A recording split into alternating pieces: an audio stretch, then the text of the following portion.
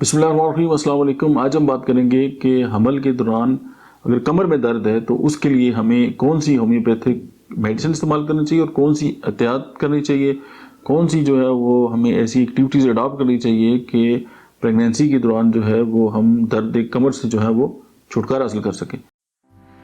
آپ کی صحت کے بارے میں مزید ڈسکس کرنے سے پہلے اس ویڈیو کو لائک کریں، ڈاکٹر احمد اعجاز آفیشیل یوٹیوب چینل کو سبسکرائب کریں اور بیل آئیکن پر ضرور کلک کریں۔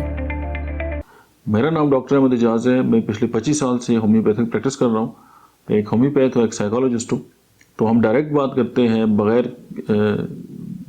ٹائم ضائع کیے ہوئے کہ درد کمر اور پریگنینسی کے دوران اگر درد کمر ہے تو اس میں ہمیں کون کون سی احتیاط جو ہے وہ کرنی چاہیے۔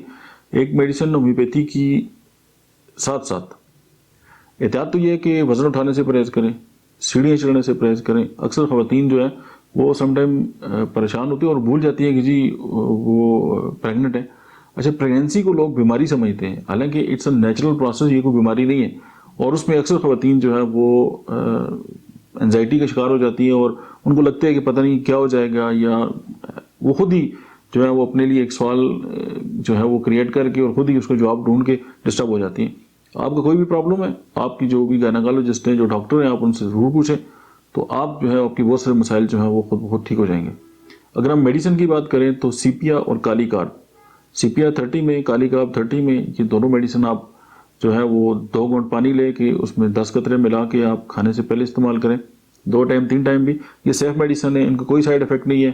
باقی یہ ہے کہ آپ واک کر سکتی ہیں بہت زبردست طریقے سے، لیکن وزن اٹھانے سے پرہیز کریں۔ اکثر یہ ہوتا ہے کہ وزن اٹھانے سے یا کوئی چوٹ لگنے سے یا اس طرح کے معاملات سے جو ہے وہ عمل جو ہے وہ ڈسٹرب ہونے کا بھی خطرہ ہوتا ہے۔ تو بس احتیاط بہت ضروری ہے، اور ساتھ اس میڈیسن کو ایڈ کریں اور ہیلدی جو لائف سٹائل ہے اس کو اپنائیں۔ اور جو نیگیٹو لوگ ہیں یا اس طرح کی گفتگو یا ان سے آپ بچیں اور ذہنی تناؤ سے بچیں، چونکہ وہ جو ذہنی تناؤ ہے وہ آپ کے ہونے والے بچہ یا بچی جو بھی اس دنیا میں آ رہا ہے اس کی بھی جو زندگی ہے اس کو ڈسٹرب کر سکتا ہے، کیونکہ ماں کی جو ذہن کی پروگرامنگ ہے وہ بچے کی ذہن کی پروگرامنگ بھی ہوتی ہے۔ تو یہ بہت امپورٹنٹ بات ہے اور اس کو آپ نے ضرور کنسیڈر کرنا ہے۔ Thank you.